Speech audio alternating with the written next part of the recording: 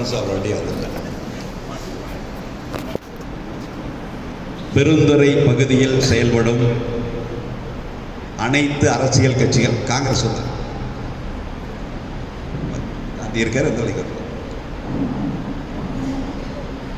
பெருந்துறை பகுதியில் செயல்படும் அனைத்து அரசியல் கட்சிகள், மக்கள் பிரதிநிதிகள், பொதுநல அமைப்புகளினுடைய பிரதிநிதிகள் பங்கேற்கக்கூடிய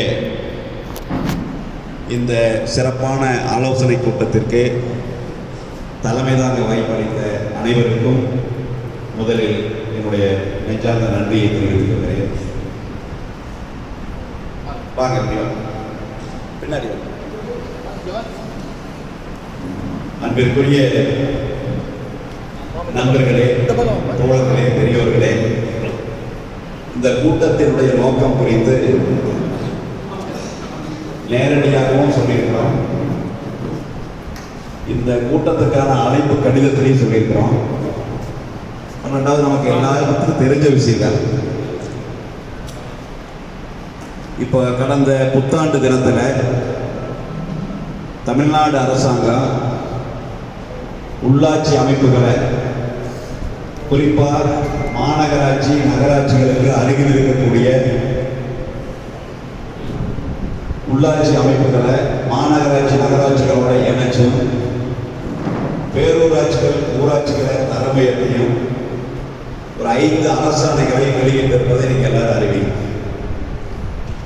தமிழ்நாடு அரசினுடைய நகராட்சி நிர்வாகம் மற்றும் குடிநீர் வழங்கல் துறை சார்பில் இந்த 5 அரசாணைகளும் வெளியிடப்பட்டுள்ளது.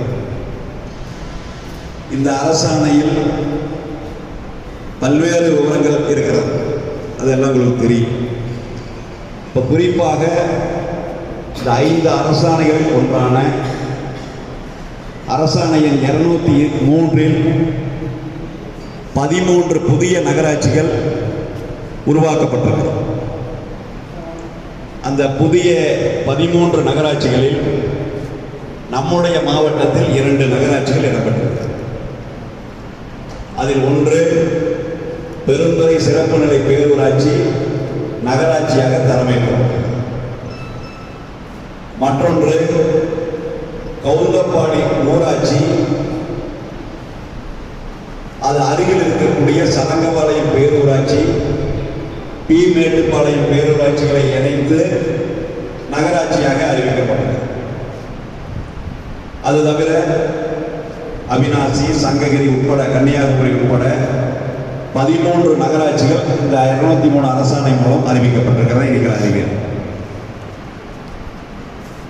இந்த அறிவிப்பு பார்த்த உடனே நம்ம பகுதியை சேர்ந்த எல்லாத்துக்கும் ஒரு பெருத்த அதிர்ச்சியும் ஏமாற்றமும் அதிருப்தியும் ஏற்பட்டது.